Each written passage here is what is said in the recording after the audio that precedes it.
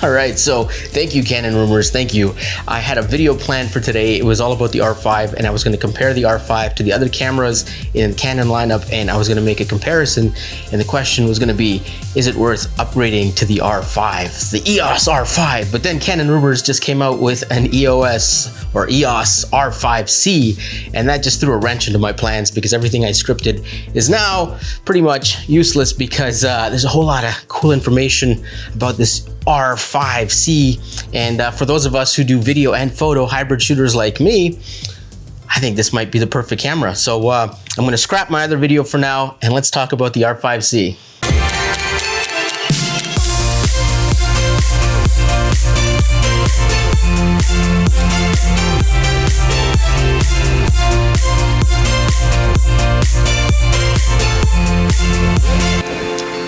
All right, here we are. Check out this lighting. I'm always playing with lighting. That's my favorite thing. So right now it's gray here, it's winter time. So I bought a grow light for these plants. I got a ton of plants at the studio. So if you follow the channel, you know I got a ton of plants. If you're new here, welcome.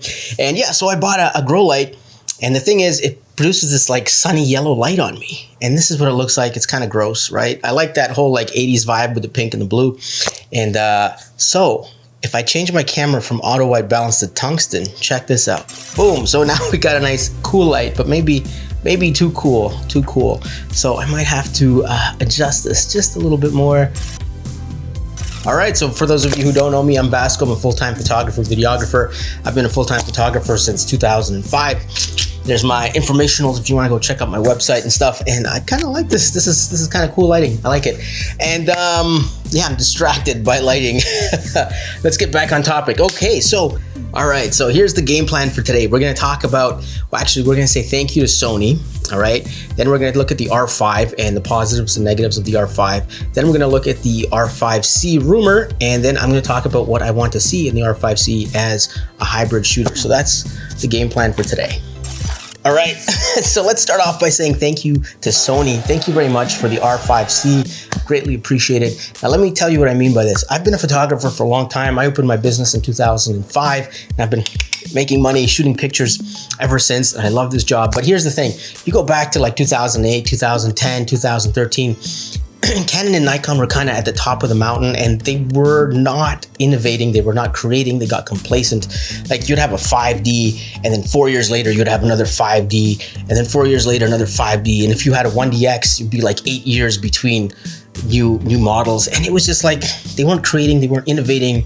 And if Sony didn't come on the market and really push the needle with their mirrorless technology, and Canon had mirrorless cameras like, what, 5, 6, 7, 8 years ago, they had mirrorless technology, and they never saw the future of it. And Sony came along, they saw the potential, they created the Alpha series, and Sony has stormed through the whole industry creating these amazing cameras, and it's forced Canon and Nikon to get innovative and get creative. So without Sony doing what they do, I don't think we would have had an R5, we wouldn't have an R, we wouldn't have an R5C for sure. So yeah, thank you to Sony for really pushing the needle. And obviously you and I, the consumers of these cameras, we're the ones benefiting from all this technology. Like we have an R5, and then a year later an R5C. Like that would have been unheard of back in the day. Canon would have waited 5 years before making another camera. So yeah, that's awesome. All right, so let's talk about the R5. Right now we're filming on the R5, and this is in 4K HQ. Is it sharp? Does it look sharp? It definitely looks sharp when I put it on the camera, but with YouTube compression, it kind of knocks it down a little bit. But if you deliver a 4K HQ video to your clients, they'll definitely notice the quality, and they'll be like, wow. It's pretty impressive because it takes the 8K and shrinks it down to 4K. So it's super sharp, super crisp.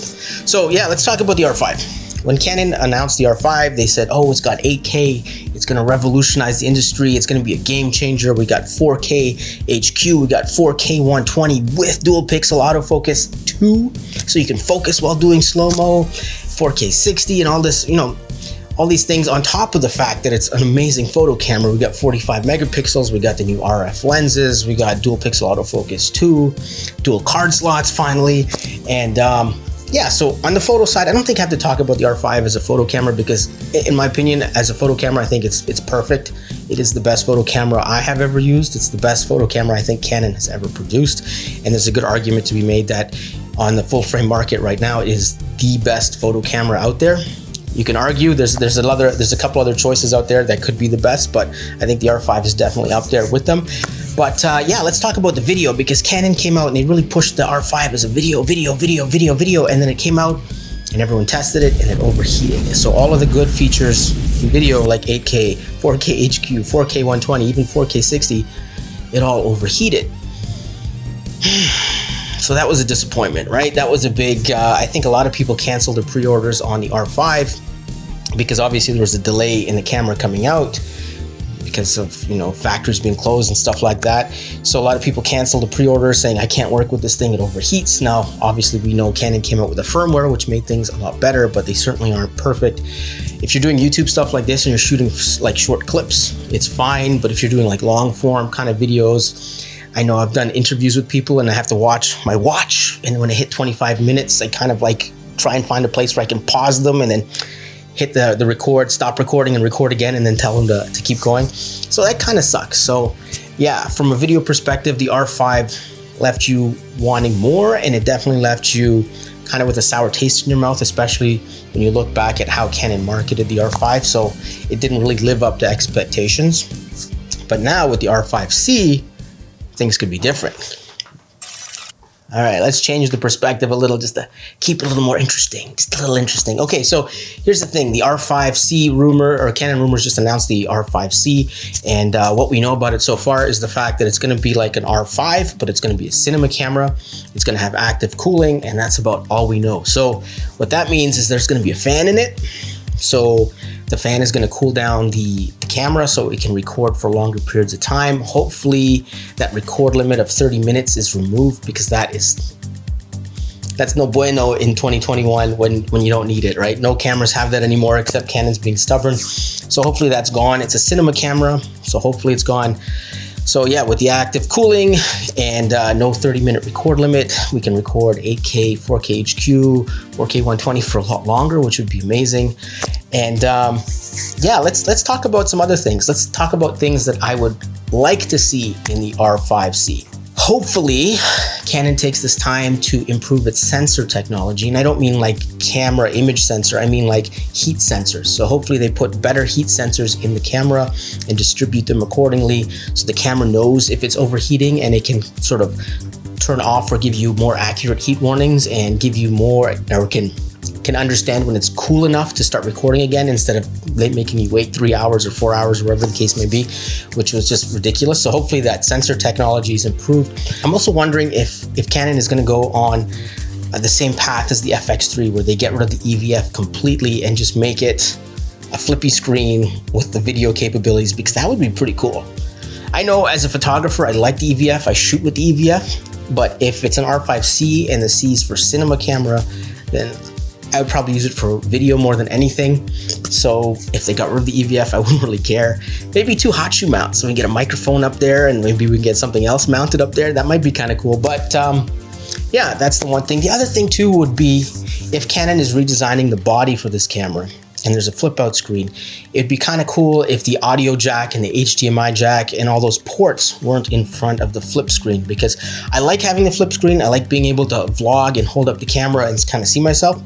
But sometimes when you have the cage on there and then the ports and the plugs and everything, it's just like you can't even see the screen, so you got to add another screen on top, and that just adds to the bulk and the weight. So if they engineered some way to maybe put those plugs somewhere else, that would be really appreciated. Maybe put the SD cards, or actually that's another thing I want to talk about, maybe put the card slots on the side of the screen. But yeah, let's talk about the card slots.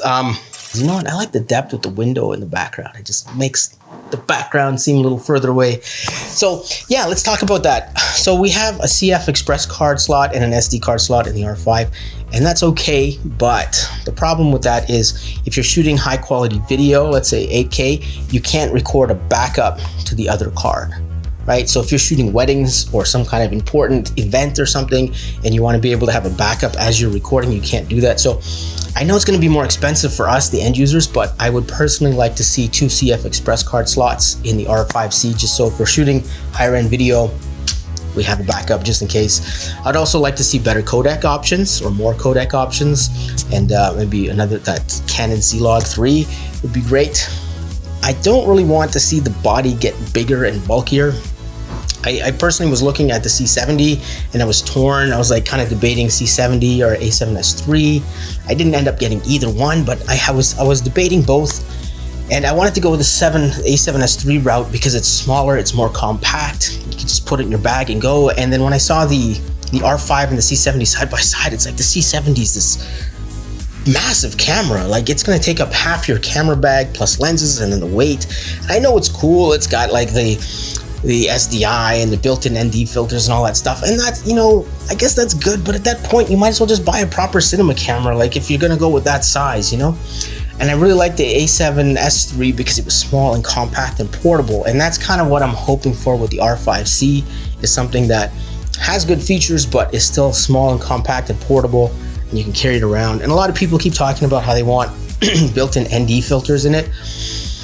I know some people were saying they were disappointed when the FX3 didn't have built-in ND filters, but I don't know, you just screw it on the front. Like, what's the problem? Like, I'd rather have an ND filter on the front because it weighs a lot less than built-in NDs, which have to have a mechanism and a button and all this stuff to control it. It's like, forget all that stuff. Just put a variable ND on the front and there you go. Nice and easy, super simple. It looks a little dark. Let's light. There we go. So you can even adjust your exposure with the ND, which is super nice. And you can see the polarization taking out my monitor. But yeah, so those are the things I really want to see in the R5C. Fingers crossed. Let's see what happens. Either way, if it has active cooling and no record limit, I'd be happy. Those are the two big things for me, and everything else is just icing on the cake. So I don't usually make rumor videos, but since my video got kind of canceled off today, I figured might as well just talk about the R5C. And if you're new here and you're still watching, thanks for watching. I really appreciate it. If you like this kind of content, if you enjoy watching me, hit that subscribe button. I don't know which side it's going to be on, but I would really appreciate it. Working hard to grow this channel. Give the video a thumbs up if you liked it too. Would really appreciate that as well. And yeah, if you want to follow me on Twitter, Instagram, there are my links. I'm really active on Twitter. I like posting stuff there. Instagram is going to be kind of my portfolio going forward. And yeah, that's that. If you like this kind of stuff, definitely subscribe. We're going to be talking more about photography, videography. We're going to do some gear tutorials. We're going to talk about some Photoshop tutorials, Premiere Pro tutorials, Lightroom tutorials, and all that kind of fun stuff. So if you're into that, you know what to do. Peace out. Thanks for watching. I'll see you in the next video.